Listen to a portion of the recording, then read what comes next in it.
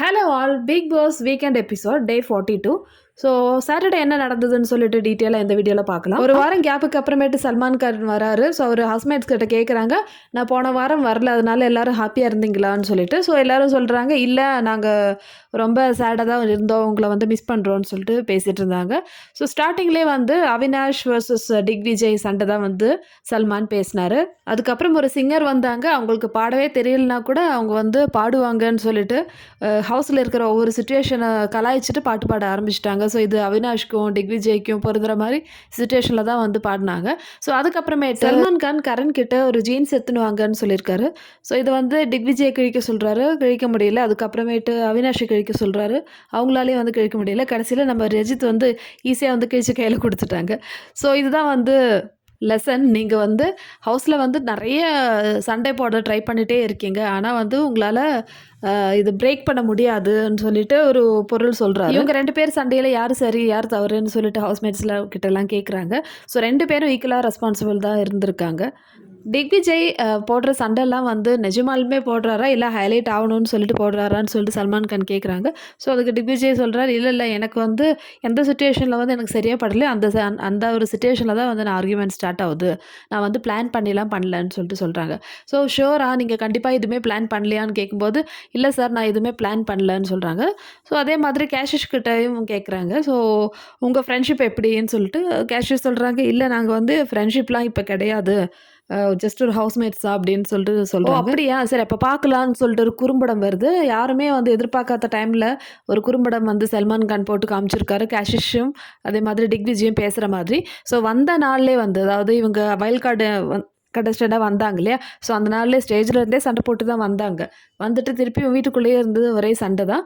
So அதே நாளில் வந்து கேஷிஷும் திக்விஜயும் டாய்லெட் ஏரியாவில் வந்து மீட் பண்ணியிருக்காங்க. ஸோ அப்போ வந்து கேஷிஷ் சொல்கிறாங்க, நான் வந்து உங்களை ஏதாவது தப்பாக சொல்லியிருந்தா, இல்லைனா ஹர்ட் ஆயிடுச்சுன்னா சாரி அப்படின்னு சொல்லிட்டு. அதுக்கு திக்விஜய், இந்த வீட்டில் இருக்கிறவங்களாம் ரொம்ப ஸ்மார்ட்டாக இருக்காங்க, ஸ்ப்ளிட் பண்ணுறது ரொம்ப கஷ்டம் அப்படின்னு அந்த மாதிரி சொல்லிட்டு டாய்லெட் போகிறாரு. இந்த குறும்படம் பார்த்த ஹவுஸ்மேட்ஸ்க்குலாம் வந்து புரிஞ்சிடுச்சு, இவங்க பிளான் பண்ணி நம்ம முன்னாடி வந்து சும்மா நடிக்கிறாங்கன்னு சொல்லிட்டு. சல்மான் கேட்குறாங்க, ஸோ இதுக்கு என்ன பதில் சொல்கிறீங்கன்னு சொல்லிட்டு. ஸோ கேஷிஷ் சொல்கிறாங்க, அப்படிலாம் கிடையாது, நான் அவங்க வந்து முன்னாடி ஃப்ரெண்ட்ஸாக இருந்தோம், அந்த ஷோவில் வந்து நான் மணி எடுத்துகிட்டு போனதுனால எனக்கும் திக்விஜய்க்கு ஸ்டில் பிரச்சனை தான், பட் நாங்கள் வந்த உடனே பேசிட்டோம், சண்டை போட்டுனதுனால எனக்கு வந்து கொஞ்சம் ஒரு இதாகிடுச்சு, அதனால தான் நான் கேட்டேன், நான் சொன்னது ஹர்ட் ஆகிடுச்சான்னு சொல்லிட்டு. ஸோ அதே மாதிரி தான் வந்து திக்விஜயும் சொல்கிறாரு, அப்படிலாம் கிடையாது, நாங்கள் எதுவுமே பிளான் பண்ணி வரலன்னு சொல்லிட்டு. ஸோ சல்மான் சொல்கிறாரு, நான் இந்த ஷோ வந்து ரொம்ப வருஷமாக நடத்திட்டு இருக்கேன், எனக்கு தெரியும், நீங்கள் சொல்லி தான் எனக்கு புரிய வைக்கணும், அப்படிலாம் கிடையவே கிடையாது, ஸோ எனக்கு தெரியுது என்ன நடக்குதுன்னு சொல்லிட்டு. கடைசி வரைக்கும் கேஷிஷ் வந்து ஒத்துக்கவே இல்லை, இல்லை நான் பண்ணவே இல்லை, நான் வந்து அது மாதிரி பிளானே பண்ணலன்னு சொல்லிட்டு. ஹவுஸ்மேட்ஸும் வந்து நடுவில் இன்ட்ராக்ட் பண்ணுறாங்க. ஸோ ஷில்பாவும் கேட்குறாங்க, அப்போ நீங்கள் பிளான் பண்ணி வந்திருக்கீங்க, 2 டீமாக ஆக்கிறதுக்காக வந்திருக்கீங்கல்ல அப்படின்னு சொல்லிட்டு கேட்குறாங்க. ஸோ அதே மாதிரி கரணுக்கும் ஷாக் ஆகிடுச்சு. ஸோ கரண் தான் வந்து கேஷிஷ் ரொம்ப நல்லவங்க வெள்ளவங்க அப்படின்னு சொல்லிட்டு இருப்பார். ஸோ கரணும் வந்து கேட்குறாரு, நிஜமாலுமே நீங்கள் பிளான் பண்ணி வந்தீங்களா அப்படின்னு சொல்லிட்டு. இதெல்லாம் வந்து சல்மான் கான் முன்னாடி நடக்குது, நோட் பண்ணுங்கள். ஸோ இந்த விஷயம் அப்படியே வந்து சல்மான் கான் முடிச்சிடுறாரு. அடுத்த டாஸ்க்கு தோஸ்தி இல்லை துஷ்மன், அதாவது 2 பிரிக் வச்சுருக்காங்க. ஸோ அவினாஷ்க்கும் அதே மாதிரி திக்விஜயும் வந்து கூப்பிட்டுட்டு, இதில் ஒருத்தருக்கு வந்து நீங்கள் ஃப்ரெண்டுன்னு சொல்லிட்டு ஒரு பிரிக் கொடுக்கலாம், இன்னொருத்தருக்கு வந்து துஷ்மன்னா எதிராளி. ஸோ ஒருத்தர் வந்து ஃப்ரெண்டாகவும் ஒருத்தர் வந்து எதிராளியும் வந்து நீங்கள் சொல்லணும்னு சொல்லிட்டு. யார் என்ன செஞ்சாலும் நம்ம ஸ்ருதிகா என்ன பண்ணுறாங்க அப்படி தான் வந்து நம்ம எப்போவுமே பார்ப்போம். ஸோ ஸ்ருதிகா வந்து ஃப்ரெண்டு பிரிக் வந்து நம்ம அவினாஷ்க்கு கொடுத்துட்டாங்க. ஸோ உடனே ஸ்டார்ட் ஆகிடுச்சு. அவினாஷ் வந்து ஓகே ஸ்ருதிகா நீங்கள் எதுவுமே சொல்ல தேவையில்ல, உங்களுடைய பாயிண்ட் எனக்கு புரிஞ்சிச்சு அப்படின்னு சொல்லி ஸ்ருதிகா ஃப்ரெண்டு பிரிக் வந்து அவினாஷ்க்கு கொடுத்ததுக்கு ரீசன் சொல்கிறாங்க, நீங்கள் ஆல்ரெடி வந்து 4 பேர் ஃப்ரெண்டாக இருக்கீங்க, ஸோ எப்போவுமே வந்து நல்லா சப்போர்ட் பண்ணுறீங்க, உங்கள் ஃப்ரெண்ட்ஸை வந்து நிறைய சுச்சுவேஷனில் வந்து காப்பாற்றுறீங்க அப்படின்னு சொல்லும்போதே வந்து அவினாஷ்க்கு வந்து புரிஞ்சிச்சு. அவினாஷ் சொல்கிறாங்க, நீங்கள் என்ன சொல்ல வரீங்க புரிஞ்சிச்சு, ஆனால் உங்களுடைய பொலிட்டிஷியன் இந்த கேம் வந்து எங்கிட்ட நடக்காது, எனக்கு புரிஞ்சிச்சு உங்களுடைய கேம் பிளான் சொல்லிட்டு அவினாஷ் சொல்கிறாங்க. ஸோ ஸ்ருதிகாவை சொல்ல வந்து அப்படியே கம்ப்ளீட் பண்ணுறாங்க, நீங்கள் எப்போவுமே வந்து ஃப்ரெண்ட்ஸை காப்பாற்றுறதுலாம் இருக்கீங்க, ஃப்ரெண்ட்ஸ்க்காக விளையாடுறீங்கன்னு சொல்லிட்டு சொல்லி முடிச்சுட்டு போகிறாங்க. ஸோ அதே வந்து ஒரு ஆர்குமெண்ட்டாக நடக்குது. அதுக்கப்புறமேட்டு ஈஷா கொடுத்ததும் வந்து ஃப்ரெண்டு தான். ஸோ ஈஷா எக்ஸ்பிளைன் பண்ணதும் வந்து ஸ்ருதிகாவுக்கு வந்து சாதகமாக தான் முடிஞ்சிச்சுன்னு சொல்லலாம். ஸோ ஈஷா சொன்னது, எங்களை எப்போவுமே வந்து எங்களோட ஒப்பீனியன் சொல்ல விடுறதுக்கு அவினாஷ் வந்து அலோவ் பண்ணுவார். ஸோ ஃப்ரெண்ட்ஷிப் வந்து வெறும் ஃப்ரெண்ட்ஷிப் தான். ஆனால் கேமில் வந்து நாங்கள் வேறு தான் விளையாடுறோம்னு சொல்லிட்டு ஈஷா சொல்கிறோம். ஸோ இந்த டாஸ்க் முடிஞ்ச உடனே வந்து அங்கே ஒரு பெரிய சண்டே ஆரம்பிக்குது அவினாஷ்க்கும் ஸ்ருதிகாவுக்கும். ஸோ அவினாஷ் வர்சஸ் ஸ்ருதிகா ஒரு நாள் முன்னாடி வரைக்கும், அதாவது ஃப்ரைடே எபிசோடில் நீங்கள் பார்த்தீங்கன்னா நல்லா தான் பேசிகிட்டு இருப்பாங்க. ஸோ அதுக்குள்ளே வந்து இப்போது ஸ்ருதிகா மேலே வந்து மிஸ் அண்டர்ஸ்டாண்டிங் ஆகிடுச்சுன்னு சொல்லி பார்க்கும்போது கொஞ்சம் கஷ்டமாக தான் இருக்குது. ஸ்ருதிகா அங்கே வந்து உண்மையாக தான் விளையாடுறாங்க.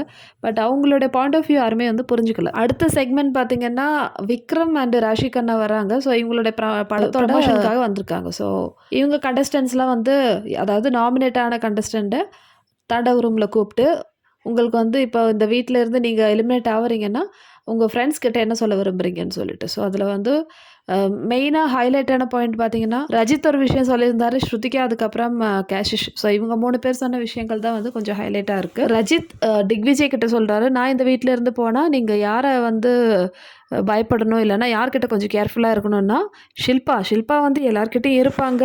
அதே மாதிரி எல்லா டீம்லேயும் உட்காந்து பேசுவாங்க. எல்லாரையும் வந்து லவ்விங்காக அப்படியே கேரிங்காக பார்க்குற மாதிரி அப்படியே நடிப்பாங்க.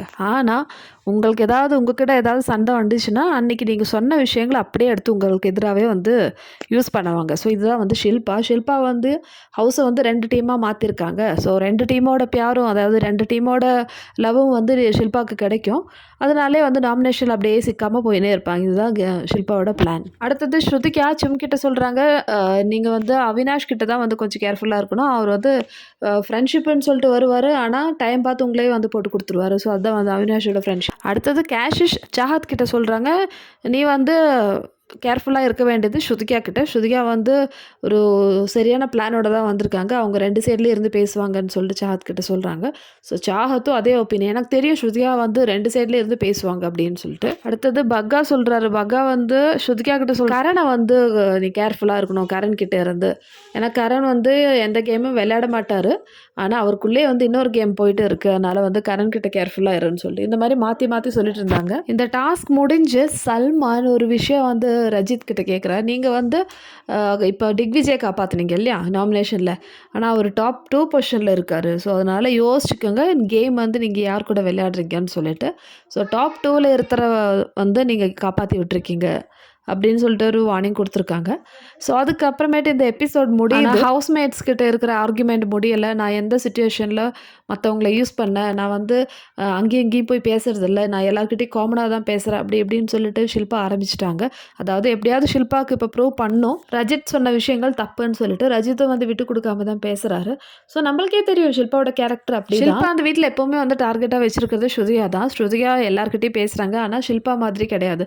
ஸ்ருதிகா பேசுகிறது ஜென்ரலான ஒரு விஷயம், நான் என்னோட வீடியோவில் எப்போவுமே அதான் சொல்லுவேன். ஆனால் ஷில்பாவோட பேச்சு எப்படின்னா, ஒருத்தர்கிட்ட விஷயம் எப்படி கறந்து அவங்களுக்கு எதிராக இந்த விஷயம் எப்படி யூஸ் பண்ணலாம், அந்த ஒரு நோக்கத்தில் தான் வந்து எல்லாருக்கிட்டையும் பேசுறது. ஸோ இதுவே வந்து எல்லாருக்கும் தெரிஞ்ச, சில பேர் வந்து ஷில்பா சொல்கிறது தான் கரெக்டுன்னு சொல்லிட்டு நினச்சிருப்பாங்க. அப்போ சரி மக்களே, இவ்வளோ தான் வந்து சாட்டர்டே எபிசோடில் நடந்தது. ஆஸ் யூஷுவல் என்னோட வீடியோ பிடிச்சிருந்தா சேனல் சப்ஸ்கிரைப் பண்ணுங்கள், ஷேர் பண்ணுங்கள், லைக் பண்ணுங்கள். இதே மாதிரி பிக் பாஸோட அப்டேட்டோட அடுத்த வீடியோவில் பார்க்கலாம்.